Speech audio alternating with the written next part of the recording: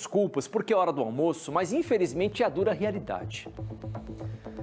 Essas são as condições em que uma senhora estava vivendo, 70 anos de idade, no meio da sujeira, dormindo no chão, no meio dessa imundície que você está vendo. A Guarda Municipal recebeu uma denúncia, foi checar a situação. Durante a abordagem, o próprio filho dessa senhora de 70 anos partiu para cima dos guardas. Tem imagem dele no camburão, ele acabou sendo preso. Dá dó, Léo, de poder mostrar essa imagem. Dá pena de imaginar o tanto de sofrimento que essa senhora foi submetida. Uma senhora que podia ser a minha mãe, podia ser a sua mãe, podia ser a avó de muita gente que está assistindo a gente agora, Léo. Exatamente, Parra. Uma história muito triste que nós vemos aqui na tela do Balanço Geral. Nós comentávamos que esse caso, Parra, chama a atenção porque foi o filho contra a própria mãe.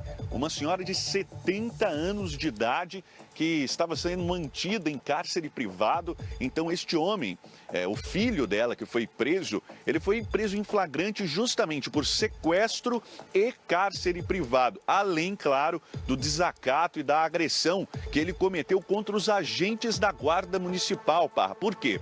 A GM foi para o local, uma casa na Zona Sul aqui da cidade de Londrina, em apoio a uma fundação de proteção a idosos e ao Corpo de Bombeiros. Eles acionaram a guarda, Parra, porque, de acordo com informações, esta senhora não respondia aos chamados que a equipe fazia no portão e a família ali estava com uma conversa meio desencontrada, Parra.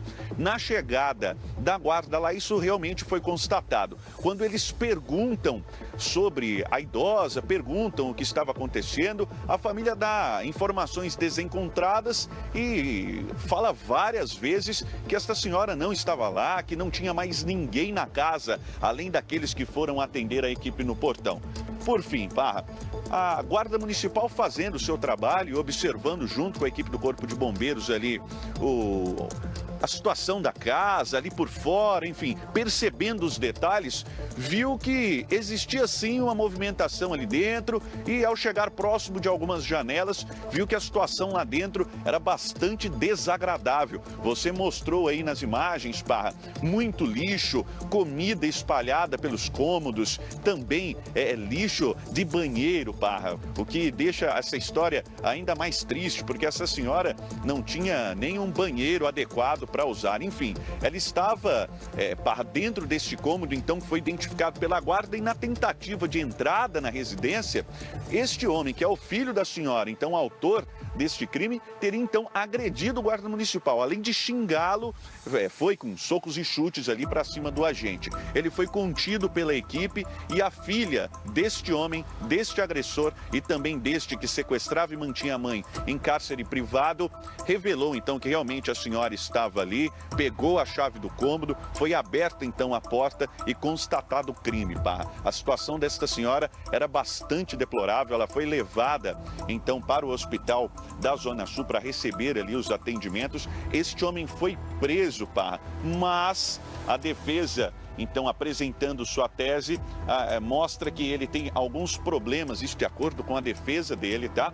Que ele tem alguns problemas psicológicos, passou por atendimento em um centro de assistência psicossocial e este foi um dos argumentos usados pela defesa que coloca esse homem de volta, então, às ruas, Parra. Uma situação bastante triste, bastante complicada de ser vista aqui na tela do Balanço Geral, mas precisamos trazer a informação até porque, Parra, precisamos ficar atentos naqueles que nos circundam, naqueles que nos rodeiam, né? E ficar bastante esperto, porque situações como estas podem acontecer em outros lugares da cidade e a gente pode servir também como canal de denúncia, Parra.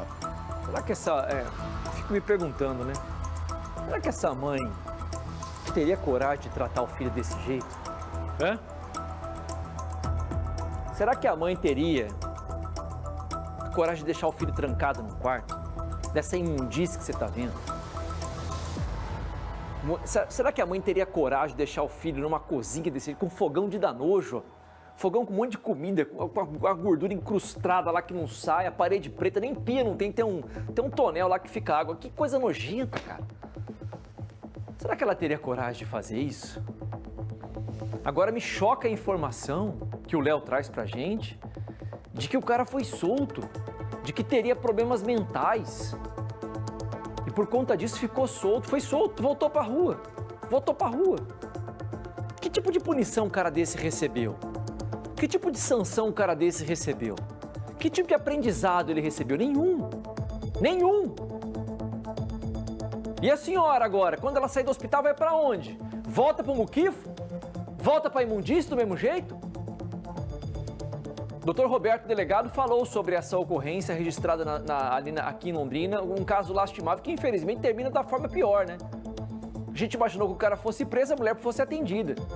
A mulher está sendo atendida, mas o cara está solto. Foi preso, foi solto. Mas não deu nem, sei lá, quantas horas ficou preso. Vou ver o que falou o delegado sobre essa investigação. Foi feito contato com uma senhora que se identificou como moradora da residência, que alegava a todo momento que não tinha ninguém mais na casa, que ela estava ali sozinha.